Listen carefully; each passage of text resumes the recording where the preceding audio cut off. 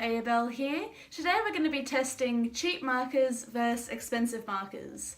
So I got these very affordable alcohol-based markers off my boyfriend. He bought them overseas, and these are called Tinge markers. I don't know if you can see that.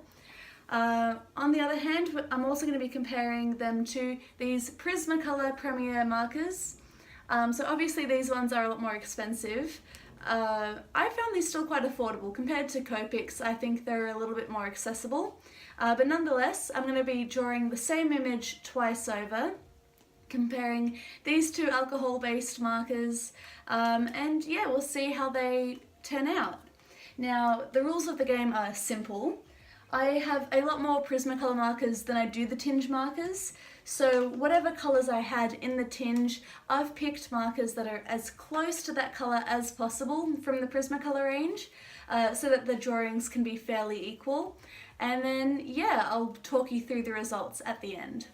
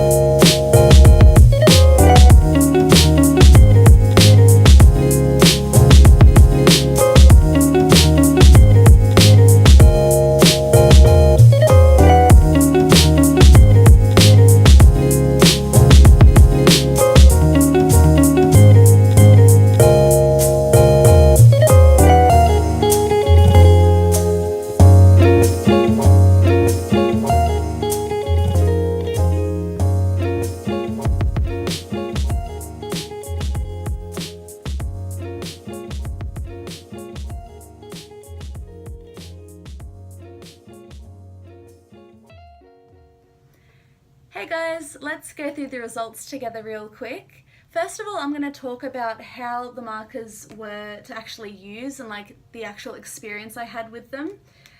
First of all, as you can tell, these Tinge markers have a rectangular sort of square barrel, and the Prismacolors have a round barrel.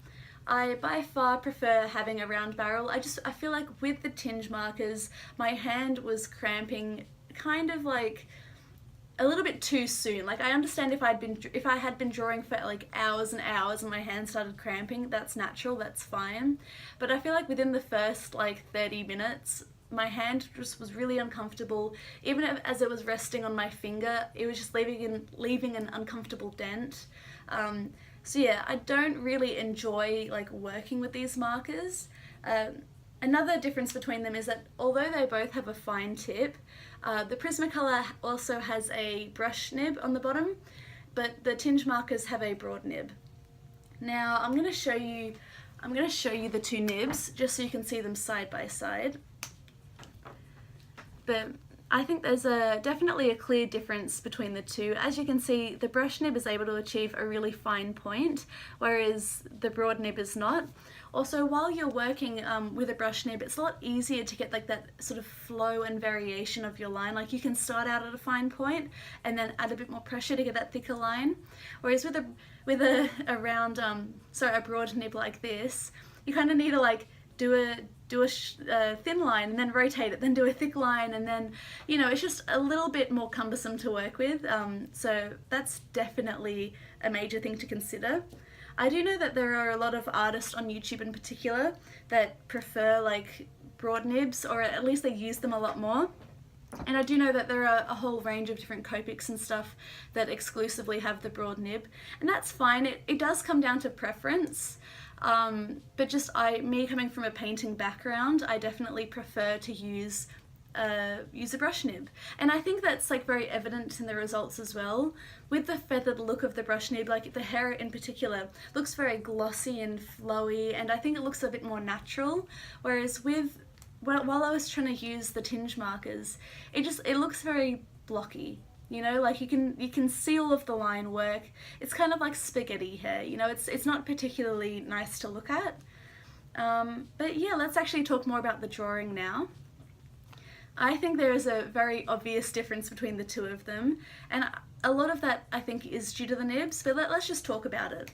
So with the tinge drawing, I started off just with the green marker, and I wanted there to be obviously like white highlights on the face and on the rest of the body, but I felt like it was a little bit too much of a sort of stark difference between the green and the white. Like I wasn't able to achieve any sort of fade or even give the illusion of a fade. It was very much, this is green, this is white, and every time like you lift the marker up, it's just like stops abruptly, and it's like, you know, it's not great, you know? So that's why I brought the yellow in, to kind of just like fade it out a bit, try and make it look a little bit more natural. With the Prismacolor markers, I really didn't feel a need to use any yellow. The only reason I did was for consistency's sake. So yeah, I was able to use the green marker, fade it out to white, just lift the brush tip as I was going, and it gave the most delicate sort of light feathered look, and it gave the illusion of, you know, like a nice sort of fade, and that was great. And I do think that the Prismacolor markers blend better as well. I didn't end up using my colourless blender at all. I just felt like that wouldn't be true to the demonstration. But on their own, the Prismacolor markers blend really, really well. Particularly, even as you're laying down a single colour, I feel like they're a lot more forgiving. Like you can be colouring in like a block of paper, right? And as your marker is going back and forth, and the juice is still a bit wet on the page, it blends a lot smoother. With the tinge markers, I feel like as soon as you lay it down and then go back over it in your next stroke, you can see each individual overlap, and it just, yeah, it doesn't have that seamless sort of look that the Prismacolor does. Speaking of how it lays down as well, I think that this is something that's going to be a bit hard for me to articulate, because you really do need to use the markers for yourself and like feel the difference. But the feel of the Prismacolor markers on the paper was very different as well. I feel like they were a lot sort of juicier, and you could feel the ink soaking into the paper, which was quite nice, and it didn't bleed. When I say soak, I don't mean like soak this way, I mean like soak into the paper and give it like a nice rich colour payoff. With the tinge markers, I feel like it was more like a sort of texture in a way, like it was a very like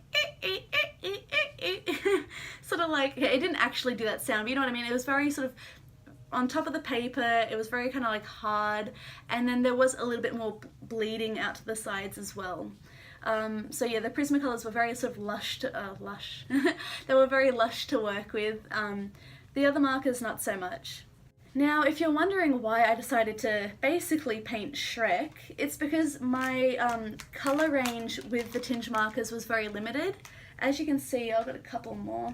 This is basically all I had to work with, right? So obviously I wanted to try and experiment doing like a colour gradient and seeing how the colours blend together. So that's why I did the green skin. I used what I had basically, and I wanted to obviously emulate that with the Prismacolor markers to keep it fair. But that's going to be something you want to think about as well when you're investing in markers, is if you are one of those people that wants to keep things all within the same range in the same company, what is the range like at that particular brand? You know, like Prismacolor has a very extensive range, like hundreds of colours, and although I would be making an assumption because I don't know too much about Tinge as a brand, I doubt they would have that extensive of a collection. So that's something to consider. Another thing to consider would be how light fast and colour fast they are. The tinge markers, I feel like, and I don't know this for sure, so if you have these markers and you've had great experiences with them, correct me if I'm wrong, but just I get the feeling like they're not going to last. I mean, considering how cheap they were, they're not going to last that long. I feel like they will fade in sunlight a lot quicker. Overall though, I will say that my experience with the Tinge markers wasn't terrible. Like, it wasn't like a pain to use them or anything. Well, I mean, it was a little bit of a physical pain, but like emotionally, it wasn't awful to use them. I would say, like, if you're just like beginning out in art and you want to sort of practice shading and like, you know, experimenting with form and shadow and color, then go for it. Like, you know, at the end of the day, it's not all about the materials, it's about your skill and practicing and, you know, the passion that you have to create art. Another great use for the Tinge markers would be if you're like a fashion designer or a graphic designer, or if you're using some sort of other medium where like this won't be your finished product, but you want to do like a quick mock-up. I mean, like if you're just doing mock-ups, there's no point spending $10 to, you know, $15 a marker. Like, I completely understand that. So if you were gonna do like, you know, turn this into a watercolor piece or a digital piece, but you wanted some sort of tangible, physical, you know, mock-up to practice with, and, you know, and to experiment with shapes and form and shadow and etc., then yeah, go for it. I mean, at the end of the day, why not?